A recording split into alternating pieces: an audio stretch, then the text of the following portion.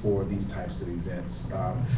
We call on Morris often, and he never says no. And so we really do appreciate you doing this for us once again.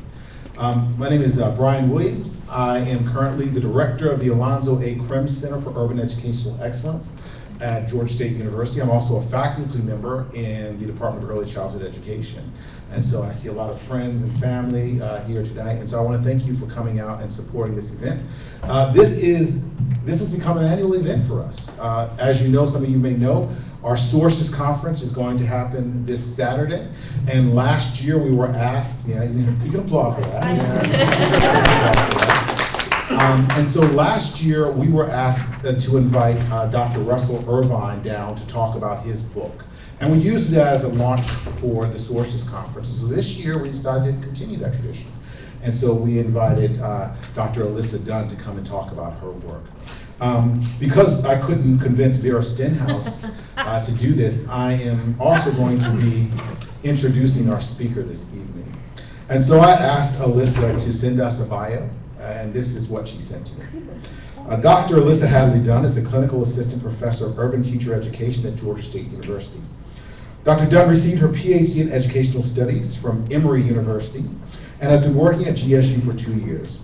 A former high school English teacher, Dr. Dunn's teaching and research interests include multicultural education, urban schools, and educational policy.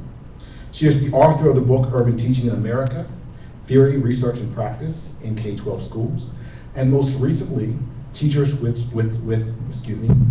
Without Borders, which she'll be discussing tonight.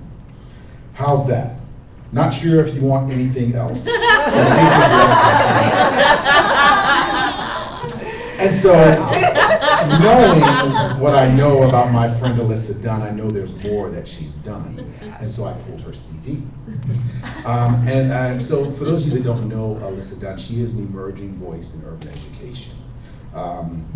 She mentioned her 2 books.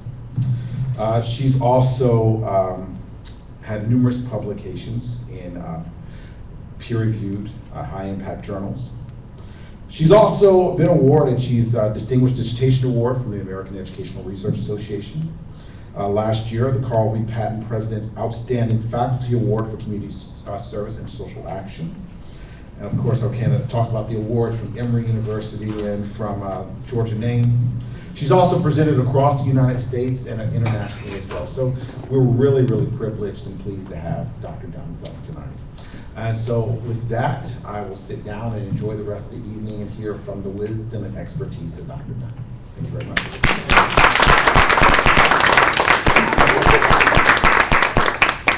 Thank you. Hi, everyone. Thank you all so much for coming, and to Brian for that wonderful introduction. I'm very excited to be here with you and share my work with you, and also hear your thoughts and questions after I tell you a little bit more about this book. I wanted to thank first the Auburn Avenue Research Library, especially Morris Gardner, and of course, as Morris already mentioned, Dr. Brian Williams and the Krim Center. So I'd like to start by telling you a story, and this is a story about a teacher who I met when I was teaching high school English. And her name was Padma, and every day, because she didn't have a car, I drove her to and from school every day. And I learned a lot about her experiences, and I want to share her story with you now. Let's see if this works. Okay. So, imagine you are in India, and your name is Padma, and you begin thinking about a world outside your village in India. You want to have the supposed illustrious American dream, and so you get online and you find a website that promises to be at once access to the American dream in the United States, as well as a way for you to share your culture with US students. So within 4 weeks, you have been interviewed by a for-profit recruitment agency. You have gotten a visa, you drive 10 hours away to get your visa, and then you say goodbye to your 6-year-old son and your husband, and you get on a plane and you come to the United States. You land in a city that you've never heard of, and you don't actually know where you're going until you land at the airport. You are picked up by another international teacher who is also from India, and she brings you to an apartment complex and you realize very quickly that your attire is not appropriate for the new climate. So you find and go on your first Macy's trip. 3 days later, this same teacher brings you to an urban high school, and once you're there, you go through orientation and you meet some other teachers. However, you don't know how to get to school every day, so you walk 5 miles, starting at 5 a.m. And once you get to the school, you're told that you're going to teach in the basement classroom that has no windows, not enough desks for all of the students, and not enough books. The books that are there have covers that have been ripped off. And so you think, okay, this will get better once the students come, because then I will be in my element. And the reason that I was chosen for this illustrious program is because I am an excellent teacher in India. But then, unfortunately, when the students do come in to your classroom, your science classroom, things only get worse, because the students say they don't understand your accent and you don't understand theirs. And you're supposed to have a mentor, but your mentor is already teaching overcrowded classrooms, and so she can't really help you. So then you meet this other first-year teacher, whose name is Alyssa. And Alyssa doesn't really know what she's doing either, because she is also a first-year teacher. But you share a lot of the same students, and you realize that she lives very close to you, so you say, all right, well, can I have a ride to and from school? And so you ride back and forth together every day. And as you're riding with her, you tell her a little bit about your experiences. And then you say something that sticks with Alyssa for a very long time. You say, I don't understand what has happened, because I was a good teacher in India and they cried when I left. I'm not sure what happened. I used to be a good teacher. And so that's really how I got interested in international teachers. I knew very vaguely that this phenomenon was happening because a professor of mine from Emory put an article from Time magazine in my mailbox and said, here, thought you'd be interested in this. But it was all very vague and abstract until I met Padma. And then I started to research the overwhelming phenomenon of recruiting international teachers for US urban schools. And so I wanted to share with you first, why international teachers, why are they coming to the United States, and why now? These teachers are part of one response to the supposed national teacher shortage, and this is despite the fact that research has continuously shown that there are enough teachers being prepared in places like Georgia State, but that those teachers are misdistributed. They don't go to the schools that need them the most, or they leave shortly after hire. In 2009, there were almost 20,000 international teachers brought to the United States and placed in hard-to-staff schools. That's 4 times the population of Teach for America core members in the US. And yet we hear a lot about Teach for America and nearly nothing about international teachers. These teachers paid between $5,000 and $6,500 each to for-profit recruitment agencies to come here.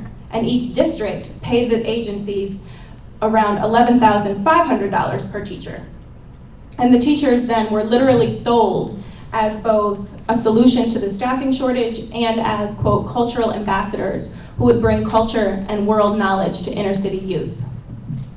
So even though this has been going on for the past 2 decades, there's been no research on it.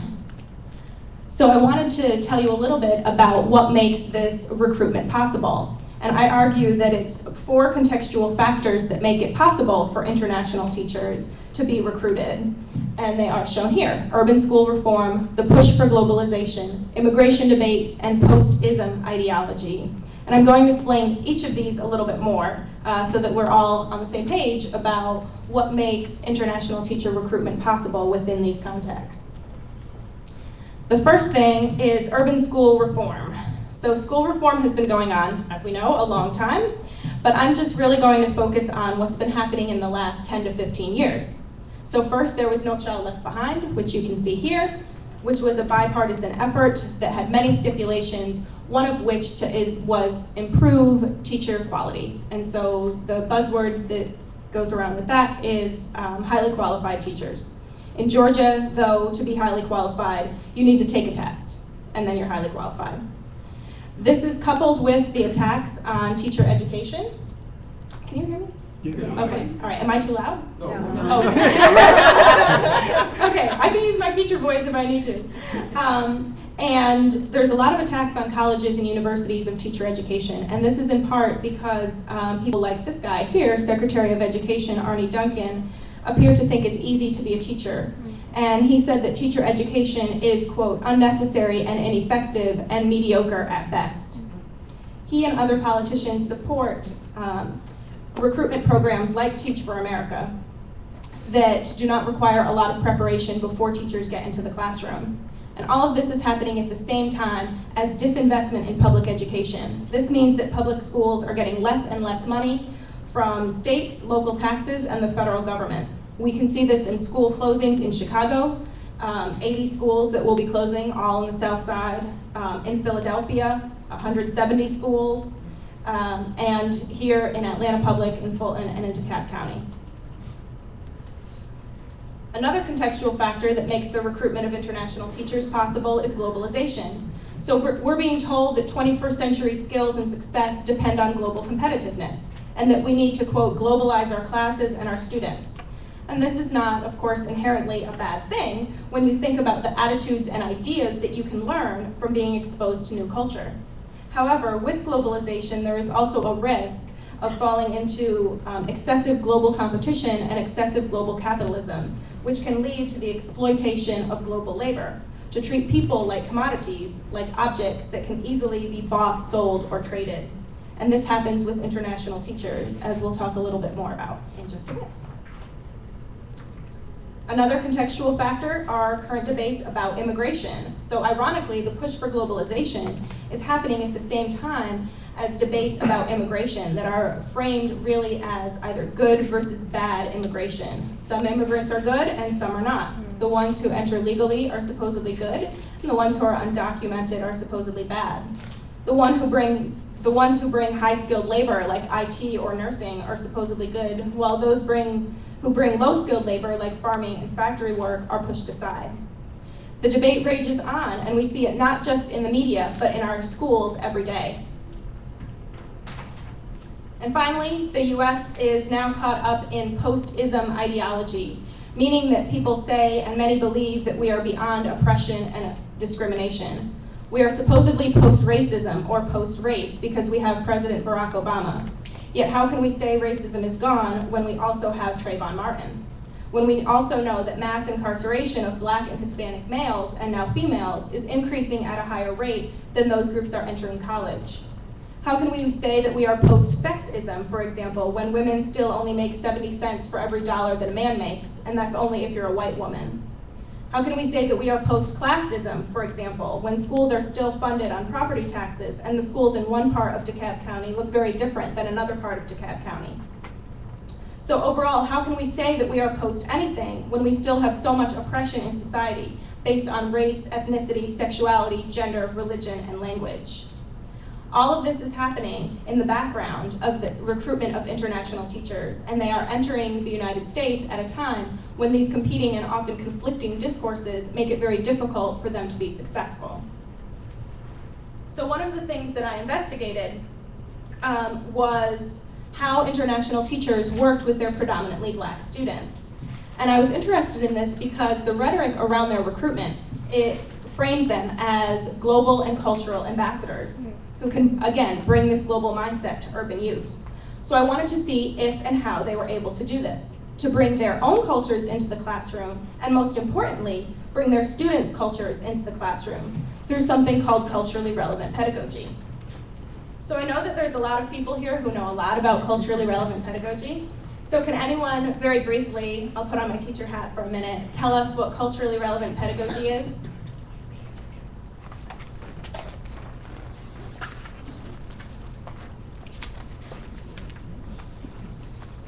I'm really good at wait time. Well, I'm not one of your students, but I don't have to risk going back to your class next week. So I'm just going to take a shot at it. Please, as a thank you. former ESL instructor, I would say it would have to be a pedagogy that was holistic and inclusive, and realize that there was a give and take in terms of the culture and the ethnicities of the students, and not just a one way. It would have to be, give and take.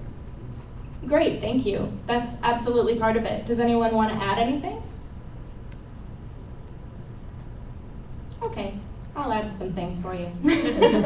So, culturally relevant pedagogy, very broadly, informs how teachers see themselves and others, how they structure social interactions in their classroom, and how they view knowledge in their classroom. We know that teachers who are culturally relevant do not need to be the same background as their students, nor do teachers who are the same background as their students automatically possess culturally relevant pedagogy. And this is really important. This means that just because I'm white doesn't mean that I automatically understand all white students' cultures. Nor does it mean that I cannot be culturally relevant for a group of black students because I am not black.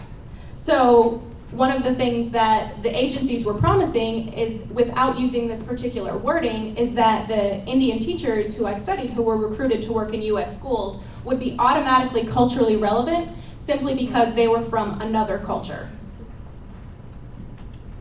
So I looked at 4 Indian teachers and their principals, and they all happened to be recruited by the same agency, which I've called International Recruitment Incorporated. They worked in 4 urban schools, 3 high schools, and 1 middle school. And they were in a place called Glendale School District in the southeastern United States. And Glendale was a very large school district that was going through many challenges at the time. And in the year of the study, Glendale recruited 74 foreign teachers from 2 agencies. So here are my participants. They fell into a variety of categories. The primary participants that I talk about in the book were my 4 teachers. All of these teachers were from Hyderabad, India, and they all taught 4 different subjects at 4 different schools. I've named the schools for African American leaders because all of the schools served 99.2% African American students. I also interviewed principals at these schools who were all African American males. In addition, I worked with district officials from Glendale who were in charge of the recruitment and supposed orientation of international teachers. And finally, I was able to interview the owner of IRI, who herself was from Hyderabad, and she was the one who had created the agency and worked with her brother, who was still living in Hyderabad, to recruit teachers actively every year. Finally, I worked with some representatives from the American Federation of Teachers, which is the largest teachers union in the country. And I worked with them because they had recently published a report in 2009 about the exploitation of international teachers. And they primarily focused on Filipino teachers who were recruited to Louisiana, Prince George's County, Maryland, Washington, D.C., Baltimore, Maryland, and New York. So there are 4 major themes that I talk about in the book that I thought I'd share with you today. And they are focused around bridges, barriers, boundaries, and borders. Let's talk about bridges first. So the teachers that I worked with attempted to build cultural bridges. They wanted to connect to students' cultures and learn about their own, but all they had was a 2-day orientation. According to Ms. Jane, the owner of the agency, quote, "Students are students everywhere, and it doesn't matter if a teacher from India has not been educated about American students' cultural backgrounds." According to the teachers themselves, race and ethnicity were not seen as something important to consider in their Indian contexts. Because of the long-standing legacy of colonial rule in India, multicultural education was a Herculean task, and national policies required respect for all cultures, and they often only amounted to actually just getting children from different castes and tribes into the classroom, not necessarily yet how to teach them. So my teachers said that they were taught in their teacher prep programs in India that everyone is the same, and that treating all kids the same was their definition of fairness. So it was a surprise, as one participant recalled, unknowingly echoing the prediction of Du Bois in the words of Cornel West, "Even today, race matters here." So it's very hard to build cultural bridges, though, when you do not know how to be culturally relevant. So thus, cultural relevance, I found, was a barrier to teacher success and student success. So on the next slide, you're going to see a chart that lists some of the common characteristics of culturally relevant pedagogy. And then I grouped them into 4 categories based on how frequently I saw things happening in the teachers' classrooms. So the categories, as you can see, are frequently exhibited, occasionally exhibited, claimed but not exhibited, and not evident. So I observed these teachers teaching several times, and then interviewed them before and after. And as you can see, some of the behaviors they exhibited quite frequently, including when they showed that they were passionate about content, when they taught necessary academic skills, or made accommodations for special learners. There were also several practices that they exhibit occasionally, like when they encouraged a community of learners through dialogue or had small groups like in science experiments. However, there were far more practices that were claimed but not exhibited or were not evident at all. So I found that while the teachers did exhibit some practices that were consistent with findings on effective teaching, those that they did not exhibit were ones that required background knowledge of their students' cultures. So for instance, teachers did not encourage students to acknowledge their culture as important.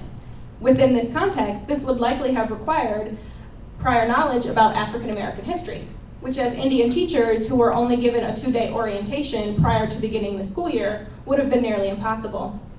So I don't point out these shortcomings to place blame on the teachers, but to emphasize the fact that it's difficult to view international teachers as cultural brokers if in fact they have no understanding of the culture in which they are entering.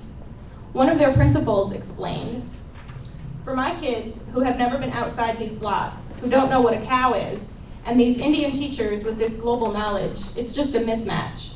When you have somebody with limited experience versus global experience, it just doesn't mix." Students shared similar opinions about the mismatch between themselves and their teachers. So as I was observing and sitting in what I thought was a very unobtrusive way in the back of the classroom, typing furiously everything that happened, the students obviously noticed me. And so they would often frequently come and share their unsolicited opinions about what was happening. And they were very revelatory. So one comment that spoke to this issue of a cultural disconnect is from this high school student. "She doesn't understand us at all, not just like what we say, but like what we do. I think she tries to sometimes, but it's way different, and she just doesn't get it." Another student said, "I think it's like there's the American kids that she thought she was going to come and teach, and then there's black kids. And maybe she didn't know she was going to come to teach a bunch of black kids, because she still seems surprised by it, by us, every day." And then he laughed. "I get it though. I'd be surprised too by some of the shit that comes out of our mouth. Oops, I mean, she's a young teacher, and usually our younger teachers can relate to us better, because they remember what it was like to be teenagers. But she must have been a different kind of teenager. It must have been a different world. She has no idea what we're about." And here's another conversation with 2 male high school students. So the first student says, "Do you think we're like aliens or something?" And I'm thoroughly confused, and I say, "No, why would I think you are like aliens?" And the first student laughs and says, "Sometimes I think our teacher thinks we're aliens." I ask why. The student says, "It's like we're both from different planets. Like nothing is the same as where she is from, so she can't connect with any of us." And then the second student laughs and says, "Dude, we're worse than aliens, we're black." So these comments are not included here to serve as evidence that the teachers were ineffective, but merely to raise the questions, what would make a student say something like that they were like aliens, or that their teacher was from another planet? And further to ask, could anything have been done to help the teachers and students better connect to each other? The students are not calling it this, but what I think they're pointing to is the lack of culturally relevant pedagogy. When they say it's like she's from a different world, it's another way of saying they don't feel understood or see their life experiences reflected in the way their teachers structure curriculum and the learning that happens in the classroom. So then one of my teachers said this, "I do not know, they," speaking of her students, "have some kind of fear or they have some kind of insecurity. Something is going on in their hearts. They call names to each other also, like the N-word," and she said the word, "and all that. I do not know why they want to discriminate themselves. Sometimes they call teachers and other people racist. Why do they call them that? But they cannot say that to me. You're doing that to me because I'm black? What? I don't have anything to do with that. You're a human being. I am a human being. This is more important for me than skin color. Something is going on wrong in their minds about their race." So one of the things that could have helped teacher and student connection, I argue, and as CRP research does, is an inclusion of students' cultures and outside lives in the curriculum. but that would have meant actually acknowledging that race and ethnicity were important parts of students' identities to begin with, something that teachers were resistant to do. So in this complex and fascinating example, we hear Samina exhibiting what we might call in the US colorblind ideology, where someone claims they don't see race. But because the teachers didn't see race or see it as important, it was rarely acknowledged in their classroom discussions or curricula. So for example, another teacher said, you know, actually in India, we don't have the cultural division you have. Whatever the race is when I'm in class, I'm a teacher to everybody. So again, the thing is, I'm not arguing that it's the teacher's fault. It's definitely not the kid's fault. Is it anybody's fault? And does it matter? I think that the lack of preparation that these teachers received results in more barriers than bridges. And there was also something else that impeded teacher success in urban schools with Black children. Some things that pushed the boundaries and crossed the line, and that was all of the exploitation that they faced. This exploitation came because the school system, though they never really talked about it, had a much bigger goal than bringing global knowledge to urban kids. It was a bigger goal than even filling open teaching positions. It was to save the district money. So this is a video for which we don't have speakers. So I will very briefly explain it to you. This talks about the exploitation that teachers in Baton Rouge Parish in Louisiana faced. They were Filipino teachers who were recruited by an agency in Los Angeles. And they paid $15,000 to the recruiter to come to the United States. And when they got to LA, the recruiter held their passports and said, you have to pay $6,000 more. And so they did. And it was a huge, long process. They lived in substandard apartments that had roaches. They were not given any preparation or support when they were working in these urban schools with predominantly Black children. And then one of the Filipino teachers named Ingrid decided that she needed to find a way to fight back. And she found the American Federation of Teachers. And the recruiter tried to block her membership to the AFT. But she did it anyway, and then she got a bunch of other Filipino teachers, and then they all worked with the AFT to sue this particular recruiter. And it took a long time, but just recently they came out victorious, and the teacher has, and the recruiter has to pay $4.5 million back to 350 Filipino teachers for withholding their wages. So the reason I wanted to share that is because those teachers' experiences are remarkably similar to the teachers in Glendale, but they have the protection of a union, and the teachers in Glendale do not. The teachers in Glendale live in a right-to-work state, which means that the unions are not very powerful, even if they do exist. So the stories that I'm telling you are teachers taking a risk to share these things with me, because they were specifically told to, quote, don't speak to the Anglos.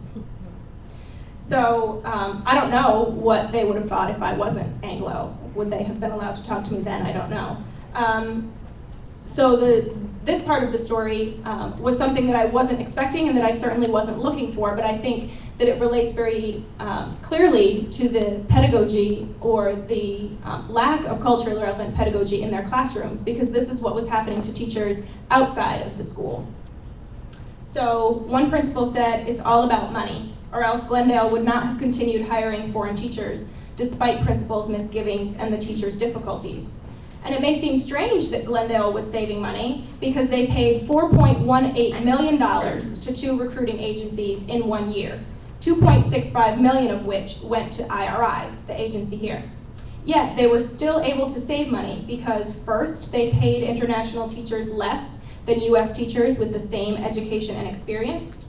And they were also not required to provide them with healthcare, disability, Social Security, retirement, or maternity. So IRI made over $70,000 because of the 4 participants in this study alone, based on their personal fees and Glendale fees. So one of the hidden purposes, something else that pushed the boundary of what was right, is something called the political spectacle. The political spectacle is when politicians and the news media tell one story on stage and then they tell a different story backstage. They might use very persuasive yet vague language in order to get the public to agree with them. So in this case, they wanted to present a story of recruitment that was different than reality, so as to emphasize only the positive aspects. to gloss over all the things that may not have been appealing to the public. So for instance, in the school board minutes from July 2010, one board member said, "We live in a global world. We can't be so parochial in providing talent for our students." This is one of the features of the Glendale school system that I'm very proud of. So if this were the truth and not the political spectacle, then why were 73 of the 74 teachers in Glendale working in the south side of the district? Why are they only in schools that serve more than 95% Black students and more than 75% students of low socioeconomic status? If it were really about global competitiveness and diversity, then the schools with primarily white higher SES students would also be receiving international teachers. So as a result of the political spectacle, there were all of these consequences, and I debated whether or not to call them intended, because I can't really prove intentionality. And so I went back to the opening line of Toni Morrison's The Bluest Eye, where she says, "There's nothing more to say except why, but since why is difficult to handle, we must take refuge in how." So I can't really ascribe reason or why these things happened, but I can tell you how they happened. So there's unfortunately far too many examples of these unintended consequences to list at this time, but I want to choose and share with you one illustrative example of the type of exploitation that the Glendale teachers face. Aliza, who was a science teacher, gave birth to a premature baby in March. Despite repeated emails to the owner of IRI, she was never told whether she would be paid for maternity leave. So 1 week after her C-section, while her baby was still in the NICU, she returned to school to teach full-time. At the same time, Miss Jane, the owner, was telling her that she was not going to get her visas renewed and she was going to be sent home. She had a note from her doctor saying that the baby was not healthy enough to travel, but Miss Jane did not offer any extra help during these special circumstances and trying times. Glendale could not take over the sponsorship of her visa because of a contract stipulation. So if they had taken over Aliza's visa, then they could have been sued by IRI. So Aliza showed me an email in which Miss Jane told her to return to India before her and her other children's visas expired, leaving her baby in the hospital in the US. In tears, Aliza summarized the situation by saying, "If there are potential teachers here, then her company cannot bring any more teachers. So this is why she doesn't want us to stay here." So in the end, what happened to Aliza and all of the other teachers? Unfortunately, this too is an example of exploitation. It's evidence that at the moment, we cannot have teachers without borders while we're still living in a world that is building those borders up. So here's what happened. Samina, she was a first-year English teacher, was sent back to India before the end of the school year. With 20 days left, she was told by Miss Jane that it was better to leave early than to find out that her contract was not renewed. She was told not to tell her principal, her friends, her students, or her colleagues to just leave one Friday afternoon and not come back. And that's exactly what she did, but not before meeting another Indian teacher who had already been sent to replace her and who would likely be hired by the county again the following year, thus getting Miss Jane another $11,500 in finder's fees. Two other teachers, Shrusti and Faria, left when their visas expired at the end of May, selling all of their belongings and moving their families back to Hyderabad. Aliza, the one with the premature baby, and her family went underground and lived here illegally after their visas expired because she refused to leave her premature baby, understandably, in the NICU in a different country all alone. Then they went back. Weeks later, and 2 months after the others had returned to Hyderabad in July, somehow Miss Jane was able to get their contracts renewed and their visas extended. If they each paid $6,500 again, they would be allowed to return. And they did. And so they returned to teach in the same schools under the same principals as when they left. So, in conclusion, you might be asking, why does this matter? You're not international teachers. For many of you, yeah, that's true. But what these teachers faced, culture shock, difficulty connecting to students, challenging working conditions, a lack of support for their work, this is what all new teachers face, whether born in the US or not. Their experience may have been exacerbated because they were not used to certain things in US schools, but their experiences are not unique to international teachers. You too might, for those of you who are teachers, face a group of students who seem like aliens. You too might enter a classroom in a district that is taking away your benefits and your salary and evaluating you based on student test scores. So I'm not saying all of this to depress everyone, but to emphasize the unique space that we're all in to advocate for ourselves and for others.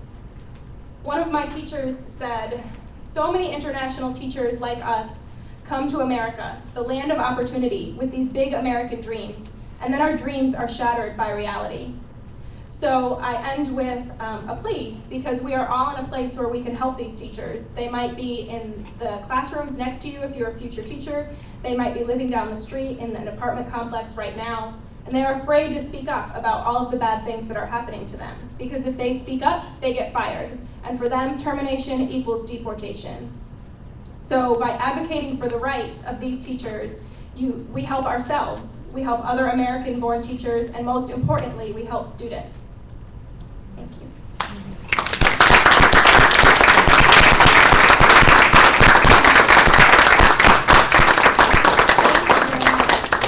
So I know that we don't have much time left, but I would love to answer any questions or have you start a dialogue if anyone has any comments.